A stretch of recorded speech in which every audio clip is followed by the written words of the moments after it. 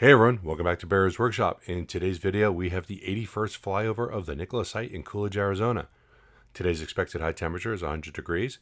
Tempo when we flew was about 89 degrees, and as you can see, it rained a little earlier, but the skies are clear. Time of flight is around 6:40 a.m. You'll see that shuttle bus showing up at about 7 a.m. More than likely, these are Nikola employees and lots of people coming out of the bus today. Nikola headquarters are in the central area of the Phoenix Valley, so some of them undoubtedly live in the west and north of the headquarters and may drive 30 miles to get to the headquarters where they've been working.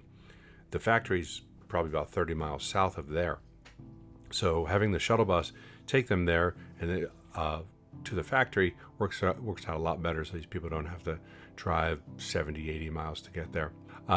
That's, of course, my theory. Nobody's told me that, but it just makes sense. Southwest Gas was out working on the line again.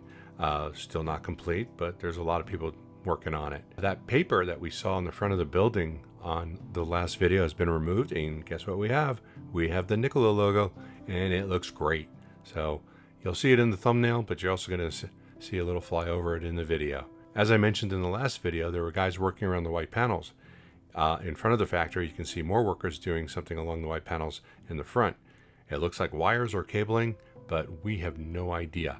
So let us know if you have any idea what that is down in the comments below. If you like this video, please hit that like button. If you'd like to see more content like this in the future and you have not already subscribed because you don't know where the subscribe button is, it's that red button. Go ahead and click it.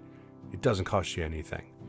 If you'd like to help support this channel on Patreon, we'd really appreciate it. It's the support of our patrons that help keep us going. So thanks, Patreons. And now, let's go fly.